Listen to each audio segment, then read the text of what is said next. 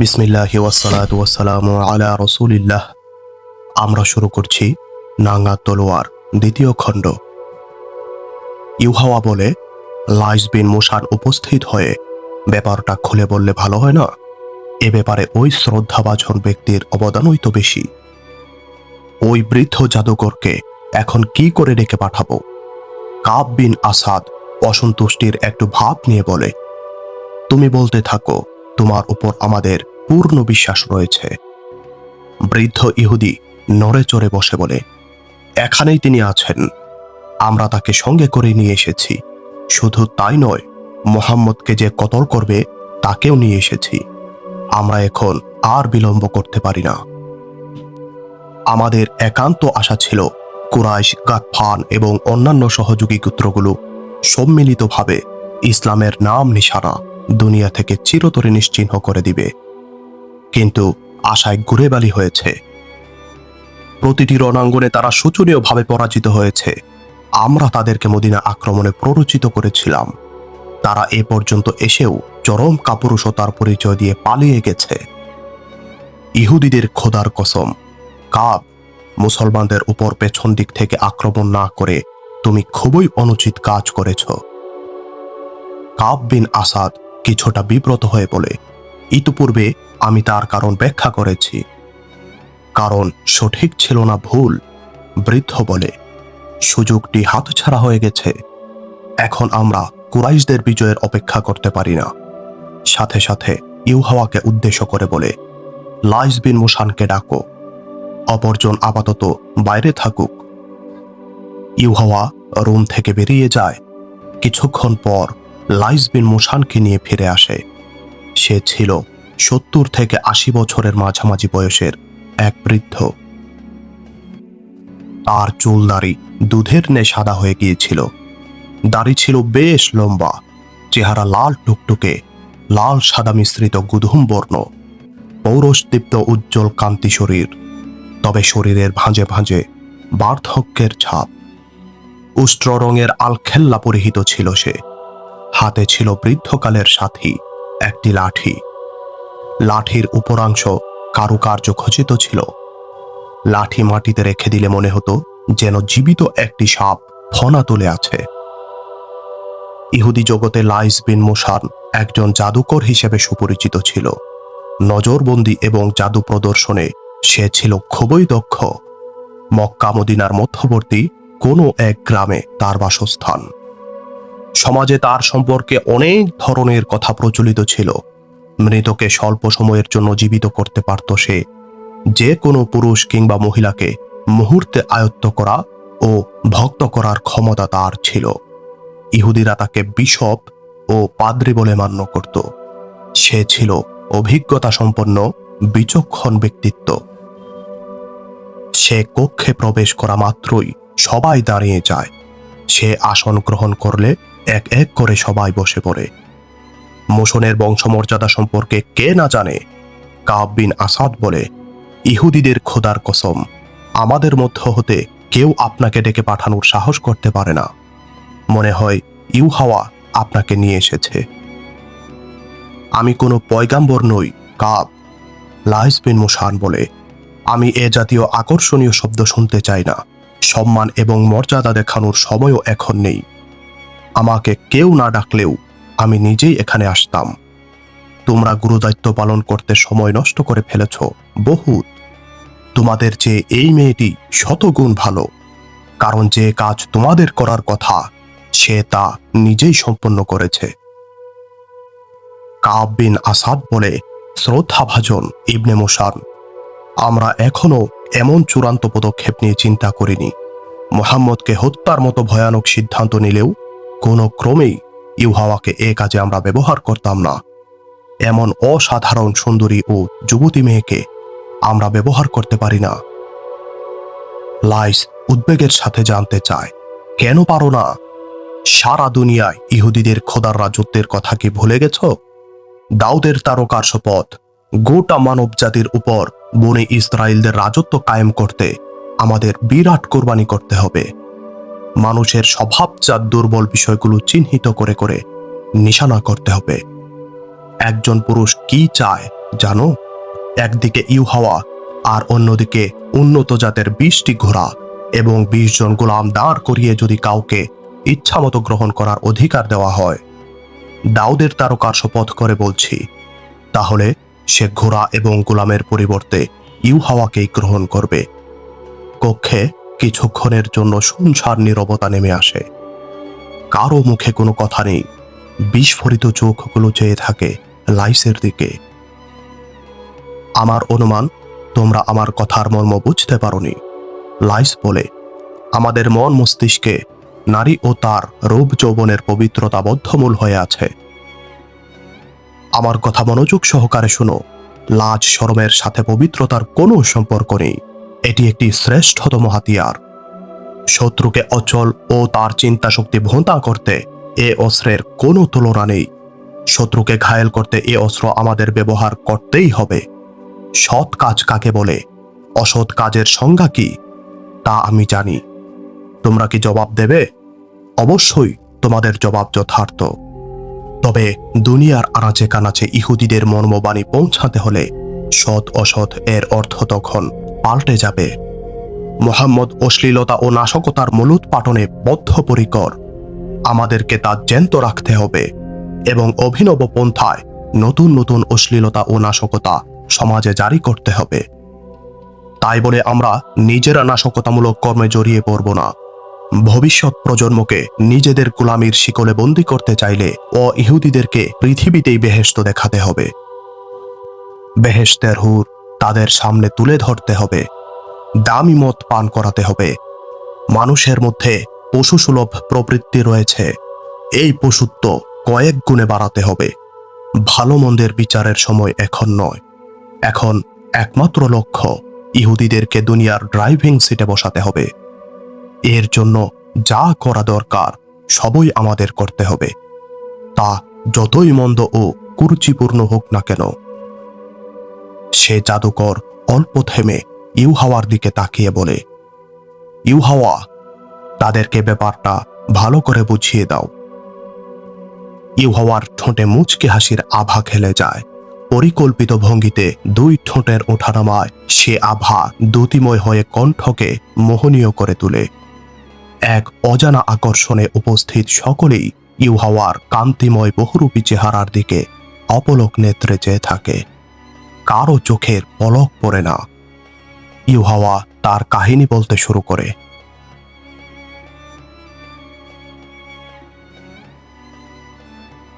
কয়েক মাস পূর্বে মক্কা থেকে ঘটনার সূত্রপাত ঘটে। ইউহাওয়া লাজ শরমের মাথা খেয়ে বলতে থাকে, খালিদ, ইকরামা ও সাফওয়ান, 3 প্রখ্যাত কুরাইশ সেনাপতিকে সে তার রূপ যৌবনের জাদুতে পৃথক পৃথক ভাবে বন্দী করতে চায়।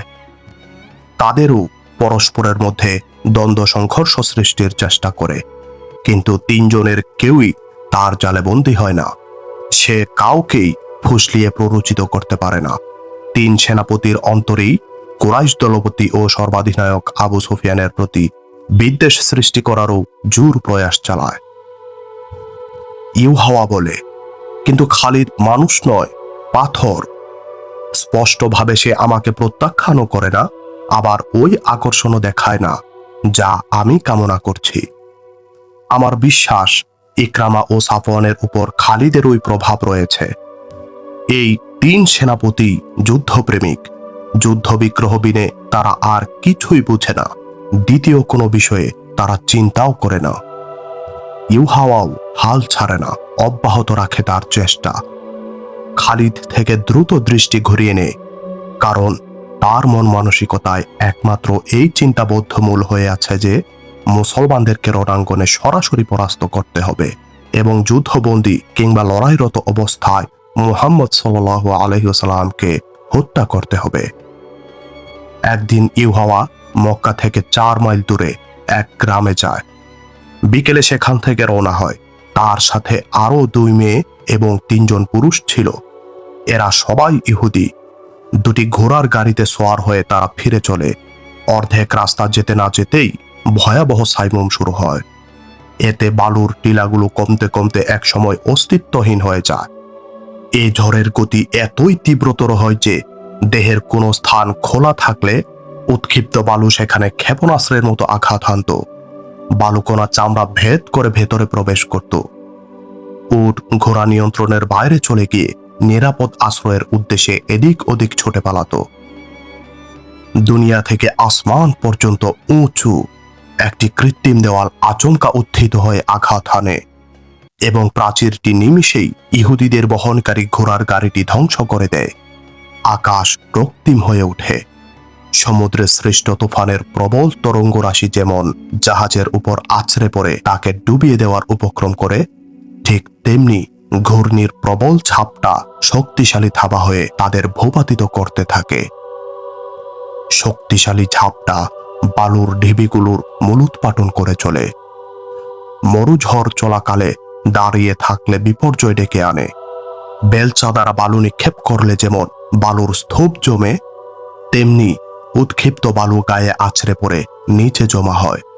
এভাবে বালু জমতে জমতে অল্পক্ষণের মধ্যে সেখানে বালুর ডিবি হয়ে যায়। মানুষকে কেন্দ্র করে এই স্তূপ গড়ে ওঠার কারণে সে ব্যক্তি কৃত্রিমভাবে তার মধ্যে জীবিতই দাফন হয়ে যায়, কিন্তু সে জীবিত থাকে না, বালুর চাপে দম আটকে মারা যায়। ঘূর্ণিঝড় আমাদের পার্শ্ববর্তী দেশ থেকে আসে। ইউহাওয়া শোনায়।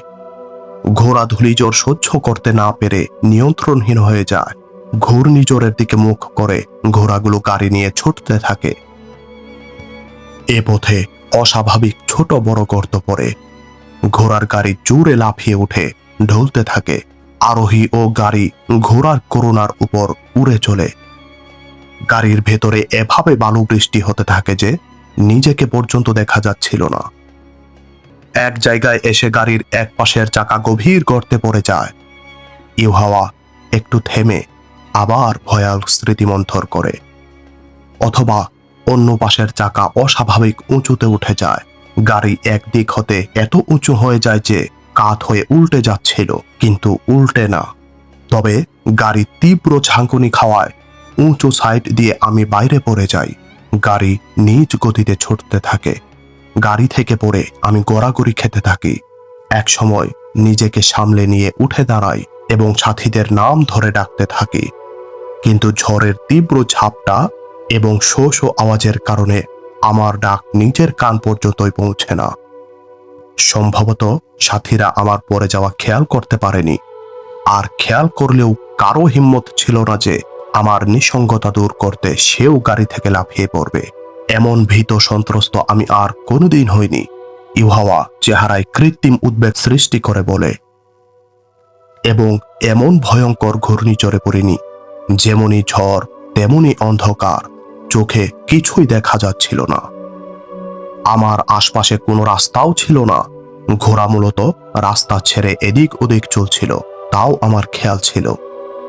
আমি কোনো উপায়ন্তর না করে কাপড়ে মুখ ঢেকে বাতাসের গতি লক্ষ্য করে চলতে থাকি। আমি হাঁটছিলাম, কিন্তু বাতাসের তীব্র দাপটে আমার পা মাটিতে ঠিকমতো রাখতে পারছিলাম না। ঘূর্ণিঝড় ইউহাওয়াকে ধাক্কা মেরে মেরে নিয়ে চলে। ঝড়ের শোঁ শোঁ আওয়াজ হঠাৎ বিকট রূপ ধারণ করে। ইউহাওয়া ভীত সন্ত্রস্ত হয়ে নিচের দিকে চলে। ঝড় তাকে দ্রুত নিয়ে চলে। এখানে এসে সে একটি দেয়ালের সাথে ধাক্কা খায়। এটি ছিল বালির দেয়াল। ইউহাওয়া দেয়াল ধরে ধরে সামনে এগিয়ে চলে। এটা নিম্নভূমি হওয়ায় এখানে মাটির টিলা এবং ডালপালাবিহীন মরুবৃক্ষ ছিল। পরিবেশ ও প্রকৃতিগত কারণে ঝড়ের আওয়াজ অনেক নারী একযোগে চিৎকার করার মতো শোনা যায়। মাঝে মধ্যে এমন আওয়াজও শোনা যায় যার সাথে ঝড়ের আওয়াজের কোনো সম্পর্ক ছিল না। মানুষের আওয়াজ বলেও মনে হয়নি, প্রেতাত্মা ও হিংস্র জানোয়ারের আওয়াজের মতো মনে হচ্ছিল। ইউহাওয়া নিজেকে অত্যন্ত সাহসী মনে করলেও এখানে এসে সে কেঁদে ফেলে। তার বিশ্বাস ছিল একসময় ঘূর্ণিঝড় থেমে যাবে। সাথে সাথে একথাও সে ভুলে যায় না যে কোনো পুরুষের কবলে পড়লে সে তাকে তার বাড়িতে নয়, বরং নিজের বাড়িতে নিয়ে যাবে। এ সম্ভাবনাও তাকে অস্থির করে তুলে যে সুযোগ বুঝে কেউ তার ইজ্জত লুট করে তারপর তাকে হত্যা করবে। ক্রমেই রাত ঘনীভূত হচ্ছিল। বাঘ ভাল্লুকের আশঙ্কাও ছিল। সমস্ত উদ্বেগ বাদ দিলেও এ উৎকণ্ঠা এড়ানোর কোনো উপায় ছিল না যে মক্কার সাধারণ রাস্তা ছেড়ে তার বাহন ঘোড়ার গাড়ি মরুভূমিতে একবার পথ হারালে দ্বিতীয়বার পথের সন্ধান পাওয়া অসম্ভব ছিল। পথ হারা মুসাফিরের শেষ পরিণতি হতো মৃত্যু। তা ক্লান্ত বা পরিশ্রান্ত হবার কারণে নয়, পিপাসার কারণে ছটফট করে মারা যেত। হঠাৎ উটের বিড়বিড় আওয়াজ ভেসে আসে। তার আতঙ্ক আরো বৃদ্ধি পায়, কিন্তু এই বলে মনকে সান্ত্বনা দেয় যে এটা ভিন্ন কিছু নয়, বরং ঘূর্ণিঝড়েরই আওয়াজ। খালি চোখে কিছুই দেখা যাচ্ছিল না। মাটির দেয়ালে হাত রেখে রেখে সে সম্মুখে অগ্রসর হতে থাকে। দেয়ালটি ছিল মূলত একটি বড় টিলা, যা কিছু দূর গিয়ে বাঁক নেয়। পুনরায় শোনা যায় উটের আওয়াজ। এবারের আওয়াজ অতি নিকট থেকে ভেসে আসে, এত নিকট থেকে যে ইউহাওয়া প্রথমে আঁতকে উঠে 2 কদম পিছনে চলে যায়। এটা উটেরই আওয়াজ বলে সে নিশ্চিত হয়। বিরান মরুভূমিতে মানুষ ছাড়া উটের কথা ভাবাও যায় না। একটি উটের সাথে কমপক্ষে 2-3 জন লোক অবশ্যই থাকবে। এখানে যারা আছে তারা তার সহত হওয়াটা এক প্রকার অসম্ভব, কারণ সময়টা ছিল অত্যন্ত খারাপ। ধর্ষণ, খুন, লুণ্ঠন চলত নির্বিচারে। এসব ভেবে ইউহাওয়া সেখান থেকে সরে পড়ার পরিকল্পনা করে। কিন্তু কোন দিক যাবে, কোথায় যাবে? এই জনমানবহীন মরুভূমিতে তাকে কে একটু আশ্রয় দিবে? এদিকে ঘূর্ণিঝড় টিলা এবং মৃতপ্রায় বৃক্ষের মাঝখান দিয়ে গমনকালে ভীতিকর আওয়াজ সৃষ্টি করে চলছিল। মাটি ইউহাওয়ার পা শক্ত করে এঁটে ধরে। যাদের সাথে ঘোড়ার গতিতে সে চলছিল, এ সময়ে এসে আরেকবার তাদের উপর তার রাগ হয়। তার রাগের কারণ, জ্যান্ত একটা মানুষ পড়ে গেল, অথচ পাশেই বসে থাকা একজনও জানল না। একটি অদৃশ্য শক্তি তাকে ধাক্কা মেরে একদিকে নিয়ে যায়। সেখান থেকে দেয়ালের মতো খাড়া একটি টিলা ক্রমে ভিতরের দিকে চলে গিয়েছিল। সৌভাগ্যক্রমে স্থানটি ঘূর্ণিঝড়ের কবল থেকে মুক্ত ছিল। এখান থেকে 3-4 গজ দূর পর্যন্ত ইউহাওয়া স্পষ্ট দেখতে পাচ্ছিল, কিন্তু এখানে কোনো উট তার নজরে পড়ে না। দেয়ালের গা ঘেঁষে সে আরো ভিতরে চলে যায়। 2 কদম এগুতেই একটি গিরিমুখ দেখতে পায়, কিন্তু গর্তের মধ্যে যেতে তার সাহস হয় না। সে ওখানেই দাঁড়িয়ে পড়ে। একটি ব্যক্তির আহ্বান তার কর্ণকুহরে গিয়ে আঘাত হানে। বাইরে দাঁড়িয়ে কেন ভাই, ভিতরে এসো। ইউহাওয়া নিজের অজান্তে সরে গিয়ে চেঁচিয়ে ওঠে এবং পিছনে ফিরে দৌড় দেয়। কিন্তু গিরি এলাকা থেকে সে বের হওয়া মাত্রই ঘূর্ণিবায়ু তার শরীর লক্ষ্য করে বেলচা দিয়ে বালু নিক্ষেপের মতো বালু ছুঁড়ে মারে। ইউহাওয়া ঘাবড়ে গিয়ে পিছনে সরে আসে। এরই মধ্যে গুহা থেকে তার সন্ধানে আগত এক ব্যক্তি ঠিক তার সম্মুখে এসে দাঁড়ায়। এ কি, তুমি মহিলা? লোকটি উদ্বিগ্ন হয়ে আরো জিজ্ঞেস করে, তুমি কি একা? একা তো হতে পারে না, আমার সাথে 4 জন পুরুষ আছে। ইউহাওয়া কাপড়ে মুখ ঢাকতে ঢাকতে বলে, তাদের সাথে ঘোড়া আছে, তাদের সাথে তলোয়ার ও বর্ষাও রয়েছে। তারা কোথায়? লোকটি জানতে চায়। তুমি তাদের থেকে আলাদা হয়ে এদিকে কেন এসেছ? তাদেরও এখানে নিয়ে এসো, গুহাটি বড়ই চমৎকার, সকলেই আরামে সেখানে বসতে পারবো। ইউহাওয়া জায়গা থেকে নড়ে না। লোকটি 3 বার তার সাথীদের আনতে বলে, কিন্তু ইউহাওয়ার মুখ বন্ধ হয়ে যায়। সে সাথীদের ডাকতেও যায় না, আবার কথাও বলে না। এতে লোকটির সন্দেহ বেড়ে যায়। লোকটি হঠাৎ ইউহাওয়ার উড়না ধরে টান মেরে তার চেহারা বের করে ফেলে। তুমি অমুক ইহুদির মেয়ে নও? লোকটি ইউহাওয়ার বাবার নাম ধরে জানতে চায়। তুমি একা? হ্যাঁ, আমি একা। ইউহাওয়া কান্নাজড়িত কণ্ঠে বলে, আমাকে একটু দয়া করো। এরপর ইউহাওয়া তার নিঃসঙ্গ হওয়া সহ বিস্তারিত ঘটনা খুলে বলে। এখানে কিভাবে পৌঁছল তাও তাকে জানায়। আমার সাথে এসো। লোকটি একথা বলে তার হাত ধরে টেনে তার সাথে করে নিয়ে চলে। একটু দাঁড়াও। ইউহাওয়ার কণ্ঠে অনুরোধ, তোমরা মোট কতজন? আমাকে তোমরা দয়া করবে তো? আমার ধারণা মতে তোমরা কুরাইশি।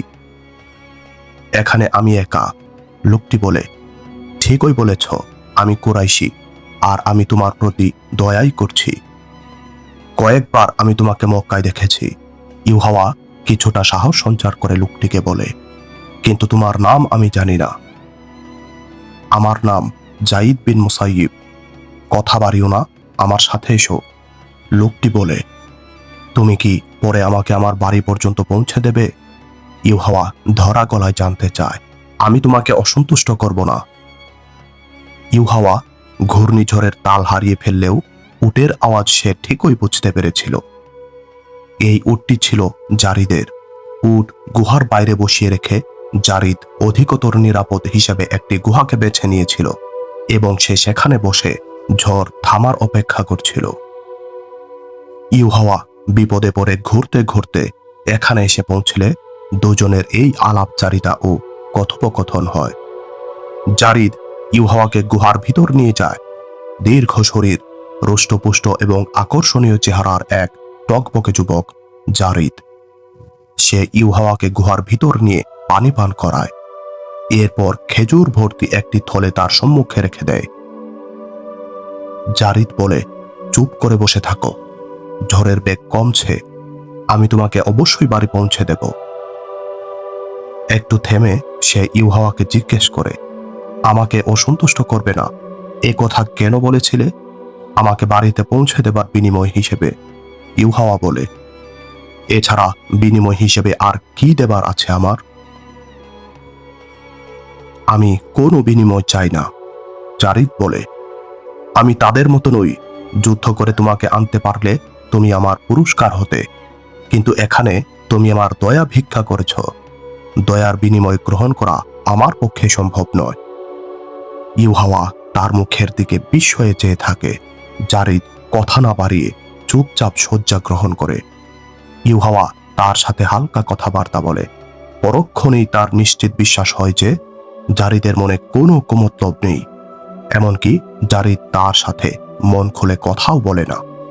ইউহাওয়া নিরাপদ সাথী পেয়ে অনেক খুশি, কিন্তু জারিদের মতো টকবকে যুবক তার নজর কাড়ারূপে এতটুকু মোহিত না হওয়ায় সে উদ্বিগ্ন হয়ে ওঠে।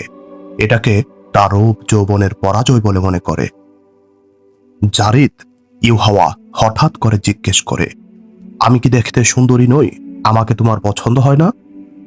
জারিদ তার কথা শুনে হা হা করে হেসে ওঠে, কিন্তু মুখে কিছুই বলে না।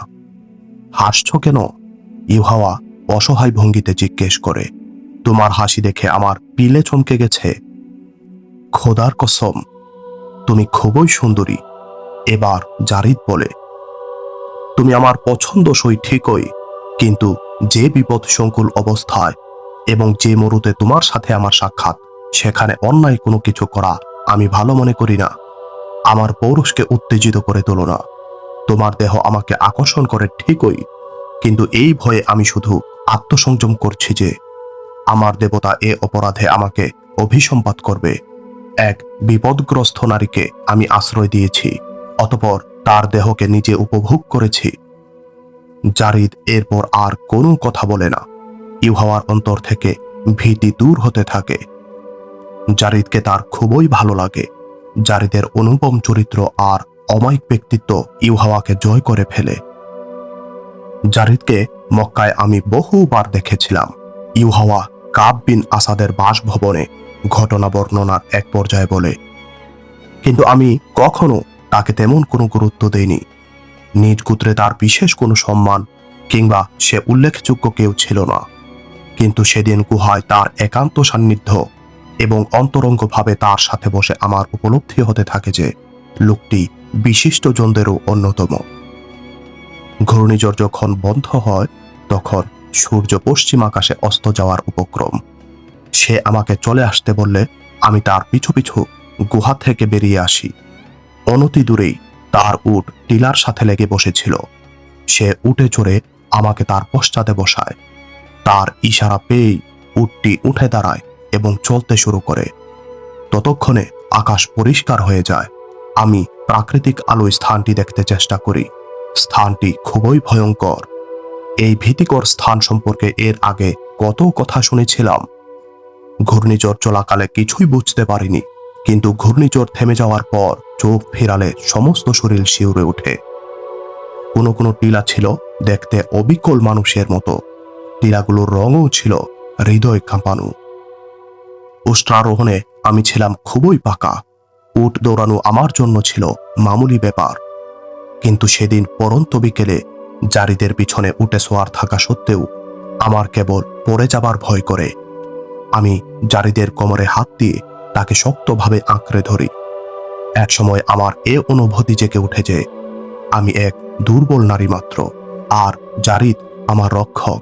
ধর্মের স্বার্থে আমি কি করছি তা অনেকেই জানে, কিন্তু এ তথ্য কেউ জানে না যে পিতাই আমাকে এ পথে নামিয়েছেন। প্রসঙ্গক্রমে ইউহাওয়া তাদেরকে এ তথ্য জানিয়ে দেয় যে কুরাইশরা বদরে মুসলমানদের হাতে পরাজিত হয়ে এলে নিহতদের নিকট আত্মীয় মহিলারা হাত নাড়ায় নাড়ায় শোক প্রকাশ করে। ইউহাওয়ার পিতা ছিল একজন কট্টর ইহুদি। কুরাইশদের পরাজয়ে তার অশ্রু ঝরে। সে মন্তব্য করেছিল, 1000 কুরাইশ যোদ্ধা যদি মাত্র 313 জন মানুষের নিকট পরাস্ত হয়, তাহলে তার অর্থ এই দাঁড়ায় যে মুহাম্মদের কাছে সত্যিই কোনো জাদু আছে। সে অনুশোচনার স্বরে বলে, মুহাম্মদের অনুসারীরাও তো কুরাইশ গোত্রের লোক, আসমান থেকে তারা আসেনি, তাহলে এই ক্ষুদ্র দলটি কিভাবে জয় পেল? তখন ইউহাওয়ার বয়স কম। পরদিন তার পিতা পরিবারের সবাইকে ডেকে পূর্বরাতে দেখা তার স্বপ্নের কথা বলে। সে স্বপ্ন দেখেছিল তার হাতে রক্তাক্ত একটি তরবারি, একটি লোক তার সামনে মাটিতে পড়ে ছটফট করছে, তার বস্ত্র রক্তে রঞ্জিত। ইউহাওয়ার পিতা চিনতে পারে না যে নিহত লোকটি কে। স্বপ্নে একটি আওয়াজ তার কানে ভেসে আসে, এটা তোমারই সম্পন্ন করতে হবে। নিহত ব্যক্তি কিছুক্ষণ ছটফট করে নিথর হয়ে যায়। লাশ নিজে নিজেই মাটির নিচে অদৃশ্য হয়ে গেল। সেখান থেকে খুব সুন্দরী এক বালিকার অভ্যুদয় ঘটে। ঠোঁট ভরা থাকে তার মুচকি হাসিতে। তার পিতা স্বপ্নটি থেকে ঘাবড়ে যায়। স্বপ্নের তাবির জানতে লাইস বিন মুসানের কাছে যায়। স্বপ্নের বৃত্তান্ত তাকে খুলে বলে। লাইস তাকে এই পরামর্শ দেয় যে তোমার অল্প বয়স্কা মেয়ে ইউহাওয়াকে ইসলামের শিকড় কর্তনে উৎসর্গ করো। জাদুকর লাইস তার পিতাকে এ ভবিষ্যৎবাণীও করে যে মুহাম্মদ নামে যিনি নবুয়তের দাবি করেছেন, তিনি এ মেয়েটির হাতেই নিহত হবেন, অথবা এই মেয়েটি তার নবুয়তের পরিসমাপ্তির কারণ হবে। লাইস ইউহাওয়ার পিতাকে ইউহাওয়াকে তার কাছে নিয়ে আসতে অনুরোধ জানায়। ইউহাওয়াকে লাইস বিন মুসানের হাওলা করে দেওয়া হলো। আমি মেয়েটিকে উপযুক্ত ট্রেনিং দিয়েছি, লাইস বিন মুসান ইউহাওয়ার কথার মাঝখানে বলে। ইহুদিদের খোদা তাকে যে রূপ যৌবন দান করেছে, তাতে তাকে আকর্ষণীয় তরবারি কিংবা বিষাক্ত মিষ্টান্ন বলা যেতে পারে। কুরাইশ এবং মুসলমানরা সংঘর্ষে লিপ্ত হতে সে যে ভূমিকা পালন করেছে তা তোমাদের কারোর পক্ষে রাখা সম্ভব নয়। বিক্ষিপ্ত গোত্র প্রধানদেরকে এই মেয়েটি অত্যন্ত সফলভাবে ঐক্যবদ্ধ নিপুণ ব্যবস্থা সে আমাকে সামনে রেখেই করেছে, তা তার মুখ থেকেই শোনা যাক। ইউহাওয়া আবার বলতে শুরু করে, লাইস বিন মুসান তার মধ্যে এমন সাহস এবং এমন মেধার সমন্বয় ঘটায় যে সে রূপের জাদুতে পুরুষদেরকে কুপকাত করতে অকল্পনীয় পারদর্শী হয়ে ওঠে। অপূর্ব সৌন্দর্যের পাশাপাশি তার মধ্যে পুরুষের ন্যায় সাহসও সৃষ্টি হয়। কিন্তু তার উস্তাদ তাকে ঘোরনাক্ষরেও একথা জানায় না যে নতুন ধর্ম বিশ্বাস রুখতে এবং যে মহান ব্যক্তিকে হত্যা করা তার অভিলাষ, সে ধর্ম বিশ্বাস স্বয়ং আল্লাহ তাআলারই প্রদত্ত, এবং তিনি ওই মহান ব্যক্তিকে এই নতুন ধর্মমতের প্রচার প্রসার এবং উন্নতির উদ্দেশ্যে রাসূল করে জগতে প্রেরণ করেছেন। ইউহাওয়াকে এমন চিন্তা চেতনায় গড়ে তোলা হয় যে সে নিজের ধর্মকেই কেবল পৃথিবীর একমাত্র সত্য ধর্ম বলে মনে করত। সত্যপন্থীদের সাথে যে আল্লাহ পাক থাকেন একথা তার মগজে প্রবেশ করত না। সে নিজ ধর্ম ছাড়া কিছুই বুঝত না, মানত না। লাইসের প্রশিক্ষণ তাকে কট্টর ইহুদিবাদের অন্ধ ভক্তে পরিণত করে। আল্লাহ তাআলা ঘূর্ণিঝড়ের মাঝে তাকে একাকী নিক্ষেপ করে বাস্তব চেতনায় অনুপ্রাণিত করতে চান, কিন্তু সে আল্লাহর ইঙ্গিত ও অভিপ্রায় বুঝতে পারে না। তাকে বিপদে ফেলে তার ভুল ভেঙে দেওয়াই ছিল আল্লাহ পাকের অভিলাষ। দৃঢ় হিম্মত ও অসীম সাহসিকতার ব্যাপারে তার মধ্যে যথেষ্ট অহংকার ছিল। সে নিজেকে এ ব্যাপারে পুরুষের ন্যায় বলে মনে করত, অথচ এখন সে এক অতি দুর্বল এবং চরম অসহায় এক নারী ছাড়া আর কিছুই নয়। ইউহাওয়া পুরুষদের দেহ সম্পর্কে অপরিচিত ছিল না। জারিদের দেহ এক পুরুষের দেহ ছাড়া অন্য কিছুই ছিল না, কিন্তু তার কাছে জারিদের দেহ অত্যন্ত পুত পবিত্র মনে হয়। জারিদ তার কাছে যেন সাক্ষাৎ ফেরেশতা।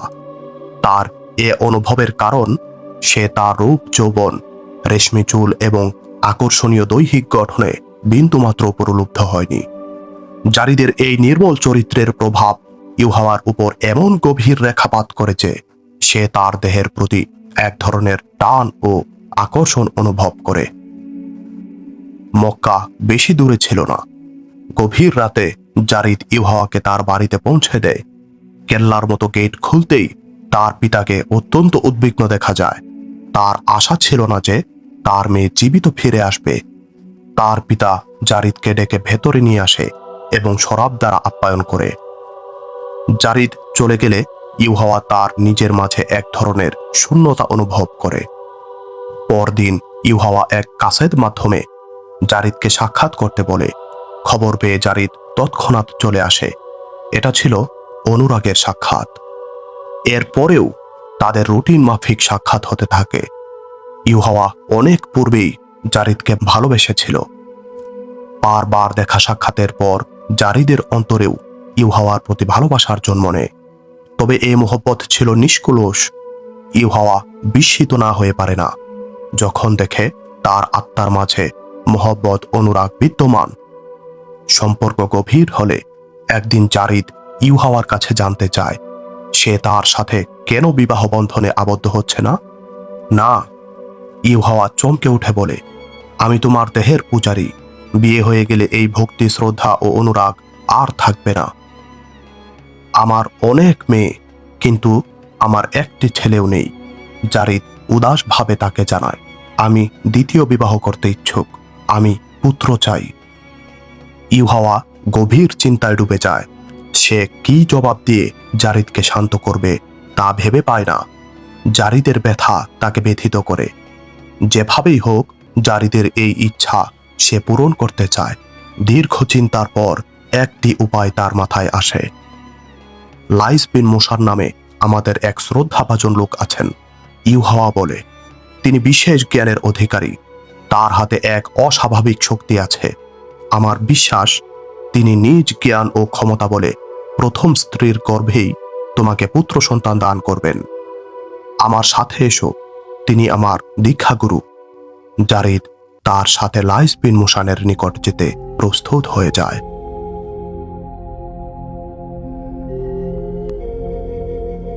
অল্প দিনের মধ্যেই তাদের মধ্যে দু পুরুষ কিংবা দু নারীর মতো গভীর বন্ধুত্ব গড়ে ওঠে। একান্তে বসলে তাদের মধ্যে রাসূল সাল্লাল্লাহু আলাইহি ওয়াসাল্লাম বিরোধী আলোচনাও হতো। ইসলামের স্রোতধারা রোধে তারা পরিকল্পনাও করত। কিন্তু মুসলমানদের বিরুদ্ধে লড়াই সংক্রান্ত পদক্ষেপে জারিদ আগ্রহ দেখাত না। এটা আবার ইউহাওয়া ভালো মনে করত না। ইউহাওয়া তাকে উত্তেজিত ও প্ররোচিত করতে থাকে। তুমি আমার ধর্ম। জারিদ বিন মুসাইয়িব নিজের সিদ্ধান্ত জানানোর ভঙ্গিতে একদিন ইউহাওয়াকে বলে, তুমি আমার স্ত্রী হও বা না হও, তোমাকে না দেখে আমি থাকতে পারবো না। জারিদ, একটি গোপন কথা তোমাকে বলি, শোনো। আমার পক্ষে কারো স্ত্রী হওয়া সম্ভব নয়। পিতা আমার জীবনকে ইহুদিদের স্বার্থে ওয়াকফ করে দিয়েছেন। লাইস বিন মুসান আমার এই করণীয় ধার্য করে দিয়েছেন যে আমি যে করেই হোক ইসলামের শত্রু বৃদ্ধি করে যাব। আর আমার অন্তরে আমার ধর্ম ছাড়া একমাত্র তোমার মহব্বত রয়েছে। আমাকে সব সময় তোমার বলে জানবে। একদিন জারিদ ইউহাওয়ার সাথে লাইস বিন মুসানের কাছে যায়। ইউহাওয়া প্রথমেই তাকে লাইসের সামনে না নিয়ে বাইরে বসিয়ে রেখে নিজে ভিতরে প্রবেশ করে। জারিদের পরিচয় দিয়ে সে লাইসকে পরিষ্কার ভাষায় জানায় যে জারিদকে সে ভালোবাসার দেবতা জ্ঞান করে। সে আরও জানায় যে এই জারিদই তাকে নিশ্চিত মৃত্যুর হাত থেকে রক্ষা করেছে। জারিদকে এখানে নিয়ে আসার উদ্দেশ্যও তাকে জানায়। জারিদের কন্যা সন্তান অনেক, কিন্তু পুত্র সন্তান একজনও নেই। জারিদের স্ত্রীর গর্ভে পুত্র সন্তান দান করার ক্ষমতা আপনার আছে কি? ইউহাওয়া ব্যগ্র কণ্ঠে জিজ্ঞেস করে। লাইস বিন মুসান বলে, কেন নয়? আগে তাকে দেখতে হবে, এরপর চিন্তা করে বলবো তার সমস্যার সমাধান কিভাবে করা যায়। তাকে আমার কাছে আসতে বলো। ইউহাওয়া বাইরে এসে জারিদকে ভিতরে পাঠিয়ে নিজে বাইরে অপেক্ষা করে। দীর্ঘ সময় পরে লাইস তাকে বাইরে পাঠিয়ে দিয়ে ইউহাওয়াকে ভেতরে ডেকে নেয়। যে ব্যক্তি তোমার নেই সুন্দরী রূপসী নারীর সাথে এতদিন ওঠা পোশাক পরেও ভালোবাসার সম্পর্ক টিকিয়ে রাখতে পারে, সে নিঃসন্দেহে খুবই ব্যক্তিত্ব সম্পন্ন লোক, লাইস নিজের অভিজ্ঞতার আলোকে মন্তব্য করে। অথবা সে এতই দুর্বল মনা যে সে তোমার রূপের জাদুতে পূর্ণাঙ্গভাবে বন্দী হয়ে তোমার গোলামে পরিণত হবে। জারিদ অবশ্যই ব্যক্তিত্ব সম্পন্ন লোক, ইউহাওয়া জোর দিয়ে বলে। জারিদের ভিতরগত সত্তাটি খুবই দুর্বল। লাইস বিন মুসান বলে, তোমার ব্যাপারে তার সাথে আমার কোনো কথা হয়নি। আমি তার সত্তায় ডুবে গিয়েছিলাম। লোকটি তোমার মধ্যে বন্দী।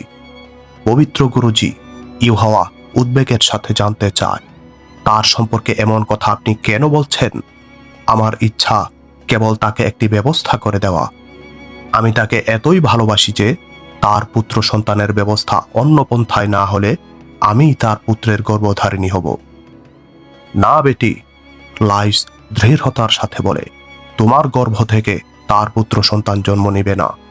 ইহুদিদের খোদা যে পবিত্র দায়িত্ব ও কর্তব্য আমার এবং তোমার কাঁধে অর্পণ করেছেন তা পালনে সে অন্যতম সহায়ক হবে। ইউহাওয়া অবাক হয়ে লাইস বিন মুসানের চেহারার দিকে চেয়ে থাকে। তুমি যাকে ভালোবাসার দেবতা বলছো সে তথাকথিত নবুয়তের দাবিদারকে কতল করবে? লাইস ক্রোর হেসে বলে, এ কাজে জারিদের সমকক্ষ আর কেউ হতে পারে না। ইউহাওয়া জিজ্ঞেস করে, এটা কি আপনার নিছক ভবিষ্যৎবাণী? এ কিভাবে হত্যা করবে? তাকে আমি প্রস্তুত করছি, লাইস বলে। এ প্রস্তুত হবে না, ইউহাওয়া বলে। সে অনেকবার আমার কাছে বলেছে তার কোনো নির্দিষ্ট ধর্মমত নেই। মুহাম্মদকে সে শত্রু ভাবে না। হত্যা লুণ্ঠন তার একেবারেই না পছন্দ। অনায়াসেই সে সব কিছু করবে, বড় লাইস বলে। তার দেমাগ থাকবে আমার নিয়ন্ত্রণে। তুমি আমাকে সহযোগিতা করবে। একেবারে 3 দিন সে সূর্যের মুখও দেখবে না। এরপর যখন তাকে নিয়ে আসা হবে তখন তার মুখ থেকে শুধু এ কথাই বের হবে যে নবীর দাবিদার কোথায়, আমি তাকে প্রাণে বধ করব। পবিত্র পিতা, ইউহাওয়া ধরা গলায় অনুনয়ের স্বরে বলে, এত কষ্ট জারিদ সহ্য করতে পারবে না। সে নিশ্চিত মরে যাবে। শুধু এ লোকটি ইহুদিদের খোদার চেয়ে অধিক ভালোবাসার যোগ্য আর কেউ নয়। লাইস ইউহাওয়ার আবেদন মাঝপথে কেটে দিয়ে গভীর স্বরে বলে, এতটুকু ত্যাগ তোমাকে সহ্য করতেই হবে। জারিদ আর কোনোদিন মক্কায় ফিরে যাবে না। ইউহাওয়া ও জারিদ আর কোনোদিন মক্কায় ফিরে যাবে না। বড় লাইস উভয়কে 3 দিন 3 রাত একটি কক্ষে বন্দি করে রাখে। জারিদকে নিজের সম্মুখে বসিয়ে তার চোখে চোখ রাখে। এরপর তাকে কিছু পান করিয়ে দুর্বোধ্য ভাষায় মন্ত্র উচ্চারণ করে। সে ইউহাওয়াকে জারিদের পাশে বসিয়ে দেয়। লাইস ইউহাওয়াকে যে নির্দেশ দিচ্ছিল সে বিনা বাক্য বেয়ে তা করে যায়। জারিদের চিন্তা চেতনা কিভাবে আমি নিয়ন্ত্রণ করলাম তা এখানে সকলের সম্মুখে খুলে বলা সঙ্গত মনে করি না। লাইস কক্ষের লোকদের উদ্দেশ্যে বলে, আমি তাকে আমার সাথে করে নিয়ে এসেছি। তোমরা নিজ চোখে তাকে দেখতে পারো। লাইস ইউহাওয়াকে ইশারা করলে সে বের হয়ে যায় এবং কিছুক্ষণ পর জারিদকে সঙ্গে করে নিয়ে কক্ষে প্রবেশ করে। জারিদ ভেতরে প্রবেশ করে পালাক্রমে সবার প্রতি নজর বোলাতে থাকে। জারিদ মুখ তুলে বলে, সে এখানে নেই। আমি তাকে ভালো করেই চিনি। সে আমার ওই গোত্রের লোক। সে এখানে নেই। সবর করো জারিদ, বুরু লাইস বলে। আমরা অবশ্যই তোমাকে তার পর্যন্ত পৌঁছে দিব। কাল, হ্যাঁ আগামীকালই। জারিদ, তুমি এখন এখানে বসো। জারিদ ইউহাওয়ার গা ঘেঁষে বসে পড়ে এবং তার হাত ধরে তাকে আরো কাছে টেনে আনে। খন্দকের যুদ্ধ জয়ের পরবর্তী দিন যখন মদিনার জনগণ বিজয়ের রাজত্ব জয়ন্তী উদযাপন করছিল এবং অপরদিকে কাব বিন আসাদের বাসভবনে ইসলামের বিরুদ্ধে ভয়ঙ্কর ষড়যন্ত্রের নীল নকশা অঙ্কিত হয়, ঠিক সে মুহূর্তে রাসূল সাল্লাল্লাহু আলাইহি ওয়াসাল্লামকে জানানো হয় যে বনু কুরাইজার সর্দার কাব বিন আসাদ মদিনা অবরোধকালে কুরাইশ এবং গাতফানদের সাথে এক গোপন চুক্তি করে। হযরত নুয়াইম বিন মাসউদ রাদিয়াল্লাহু আনহু অত্যন্ত বিচক্ষণতার সাথে সে চুক্তি ব্যর্থ করে দেয়। এটিও ছিল বিগত 4 দিন আগের একটি ঘটনা। এ ঘটনায় রাসূল সাল্লাল্লাহু আলাইহি ওয়াসাল্লাম এর ফুফু হযরত সাফিয়া রাদিয়াল্লাহু আনহা এক ইহুদি গোয়েন্দাকে হত্যা করেছিলেন। গোয়েন্দাটি মুসলমানদের স্ত্রী ও সন্তানদের আশ্রিত ছোট কেল্লার বাইরে থেকে গোপনে প্রবেশ করা যায় কিনা তাই নিরীক্ষা করছিল, কিন্তু সে হযরত সাফিয়া রাদিয়াল্লাহু আনহু এর চোখে পড়ে যায়।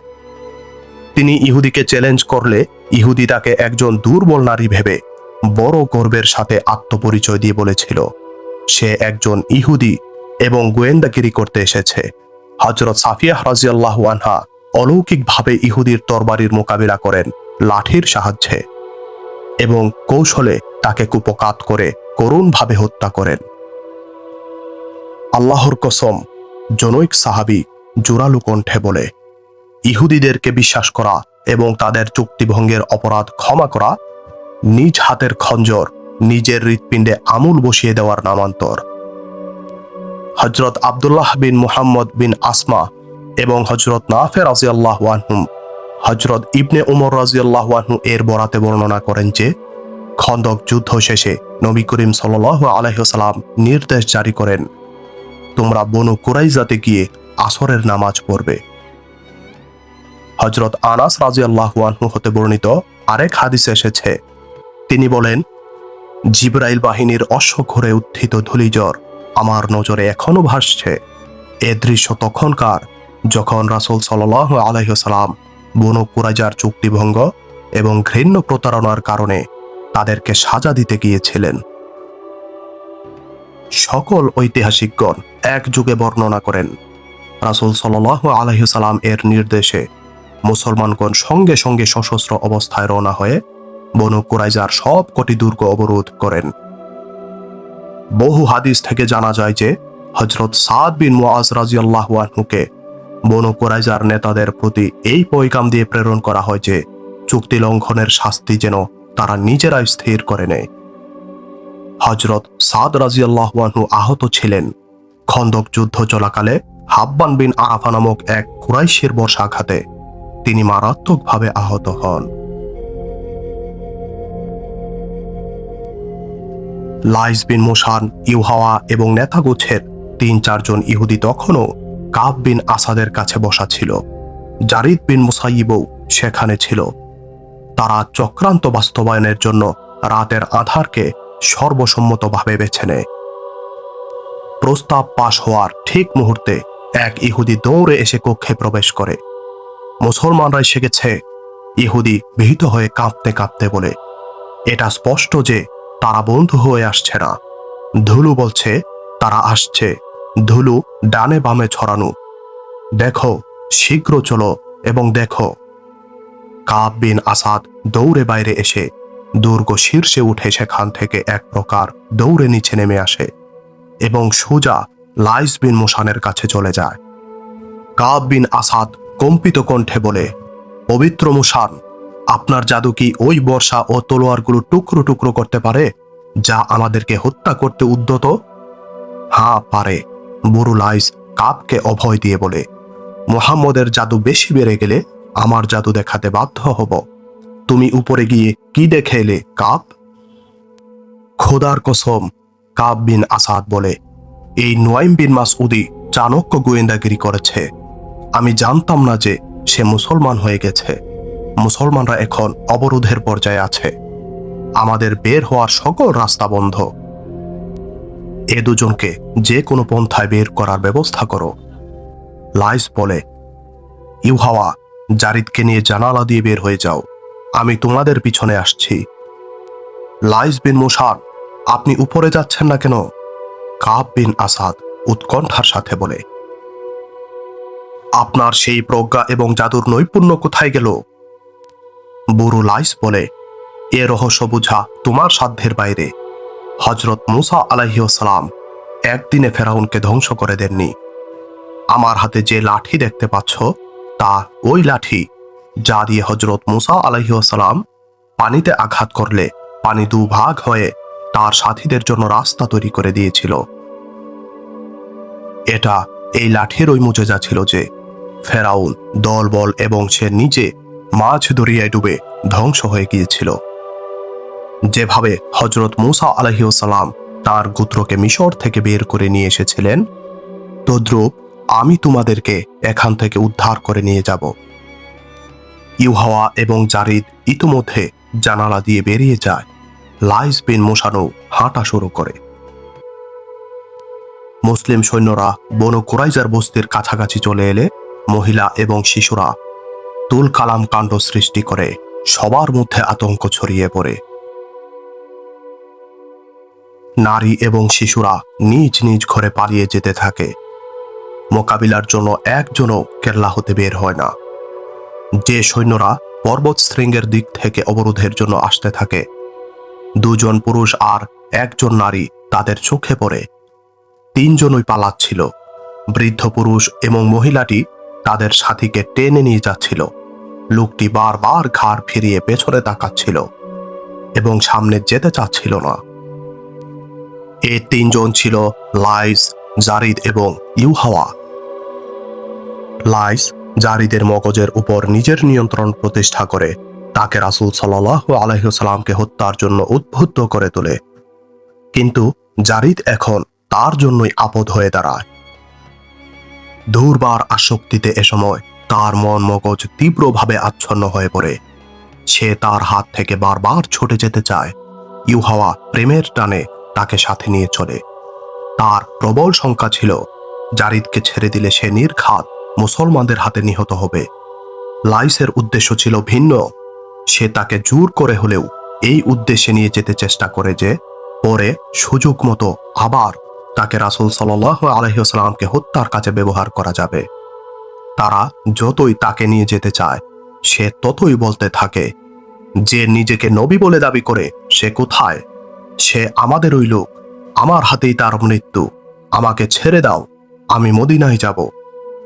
এক মুসলমান পর্বত শৃঙ্গে দাঁড়িয়ে তাদের থামতে কড়া নির্দেশ দেয়। লাইস এবং ইউহাওয়া আওয়াজের উৎস লক্ষ্য করে পিছনে তাকিয়ে জারিদকে সেখানে ফেলে রেখে নিজেরা পালিয়ে যায়। জারিদ ওশি কুশমুক্ত করে, মোহাম্মদ কোথায়? জারিদ তরবারি নাচিয়ে পর্বত শৃঙ্গের দিকে আসতে আসতে বলে, সে আমাদেরই বংশের সন্তান। আমি তাকে ভালো করেই চিনি। আমি তাকে হত্যা করব।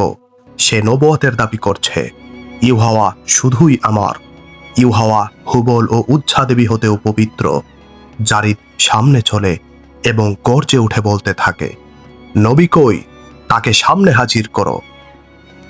আল্লাহর রাসূল সাল্লাল্লাহু আলাইহি ওয়াসাল্লামের এত বড় অপমান কোনো মুসলমান কি সহ্য করতে পারে?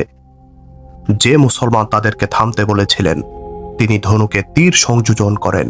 চোখের পলকে তীর জারিদের ডান চোখ দিয়ে ঢুকে মাথার খুলির বেশ গভীরে চলে যায়। জারিদের এক হাতে ছিল তলোয়ার। তার অপর হাত মুহূর্তে ডান চোখে চলে গেলে তার হাত তীরের উপর গিয়ে পড়ে। সে থমকে দাঁড়ায়, শরীর ঢুলতে থাকে, হাঁটু মাটিতে গিয়ে লাগে। তলোয়ার ধরা হাত মাটিতে এমন ভাবে গিয়ে পড়ে, তলোয়ারের আগা ঊর্ধ্বমুখী ছিল। জারিদ ধপাস করে সামনে হুমড়ি খেয়ে পড়ে যায়। তলোয়ারের অগ্রভাগ তার শাহরগে আমূল ঢুকে যায়। সে হালকা দাপাদাপি করে চিরদিনের জন্য নিথর ও নীরব হয়ে যায়। আহত হযরত সাদ বিন মুআজ রাদিয়াল্লাহু আনহু কাব বিন আসাদের দরজায় গিয়ে নক করেন। কাব কোনো খাদেম না পাঠিয়ে নিজেই গিয়ে দরজা খোলে। বনু কুরাইজার নেতা হযরত সাদ রাদিয়াল্লাহু আনহু ভূমিকা ছাড়াই বলেন, তোমার গোত্রের ছোট্ট শিশুরাও জানে এবং দেখেছে যে তোমাদের বস্তি আমরা ঘেরাও করে ফেলেছি। তুমি কি অস্বীকার করতে পারো তুমি ওই অপরাধ করনি যার শাস্তি তোমার গোত্রের সকলের ভোগ করতে হবে? চিন্তা করে দেখেছ চুক্তি লঙ্ঘনের পরিণতি কত ভয়ানক? কাব পরাজয়ের সুরে বলে, অস্বীকার করি না, কিন্তু আবু সুফিয়ান আমার মাধ্যমে যে অপরাধ করাতে চেয়েছেন তা তো আমি করিনি। এজন্য করনি যে তুমি তার নিকট জামানত হিসেবে নেত্রী পর্যায়ের লোক দাবি করেছিলে। হযরত সাদ রাদিয়াল্লাহু আনহু বলেন, এর পূর্বে তুমি তাকে আশ্বস্ত করেছিলে যে মদিনায় যেখানে মহিলা ও শিশুরা ছিল সেখানে তোমার গোত্র রাতের অন্ধকারে গেরিলা হামলা চালাবে।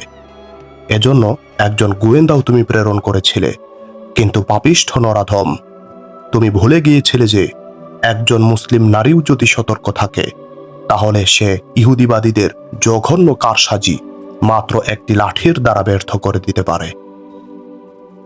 জানি নুয়াইম বিন মাসউদ তোমাদেরকে এ তথ্য প্রদান করেছে যে আমি তোমাদের সাথে কৃত প্রতিশ্রুতি লঙ্ঘন করেছি। কাব বিন আসাদ পরাজয়ের ভঙ্গিতে বলে, যা শুনেছ সবই সত্য, তবে আমি যা কিছু করেছি তা কেবল আমার গোত্রের নিরাপত্তার জন্যই করেছি। ভালো কথা, এখন তোমার গোত্রের শাস্তি তুমি নিজেই নির্ধারণ করো। হযরত সাদ রাদিয়াল্লাহু আনহু বলেন, তোমার জানা আছে চুক্তি ভঙ্গকারী গোত্রকে কেমন ক্ষতিপূরণ দিতে হয়। তুমি নিজে কোনো শাস্তি নির্ধারণ না করলেও তুমি অবগত আছো যে তোমার গোত্রের পরিণাম কি হবে।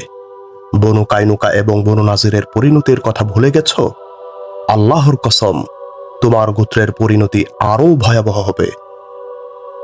কাব বিন আসাদ দীর্ঘশ্বাস ছেড়ে বলে, হ্যাঁ সাদ, আমি জানি আমার গোত্রের পরিণতি কি হবে। আমাদের শিশু এবং মহিলারাও শেষ হয়ে যাবে। আমার সিদ্ধান্ত, চুক্তি মোতাবেক আমার গোত্রের সকল পুরুষকে হত্যা করে ফেলো। মহিলা এবং বাচ্চাদেরকে তোমাদের সাথে নিয়ে যাও।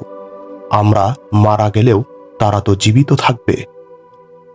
শুধু জীবিতই থাকবে না, হযরত সাদ রাদিয়াল্লাহু আনহু বলেন, তারা আল্লাহর সত্য নবীর অনুসারী হয়ে সম্মানের সাথে জীবনযাপন করবে। পুরুষদের বাইরে বের করে দাও। হযরত সাদ বিন মুআজ রাদিয়াল্লাহু আনহু সেখান থেকে ফিরে আসেন। তিনি ফিরে এসে রাসূল সাল্লাল্লাহু আলাইহি ওয়াসাল্লামকে বলেন, হে আল্লাহর রাসূল, বনু কুরাইজা নিজেরাই শাস্তি বেছে নিয়েছে। যুদ্ধ সক্ষম পুরুষদেরকে হত্যা করা হবে আর নারী ও শিশুদেরকে আমাদের দায়িত্বে নিয়ে যেতে হবে।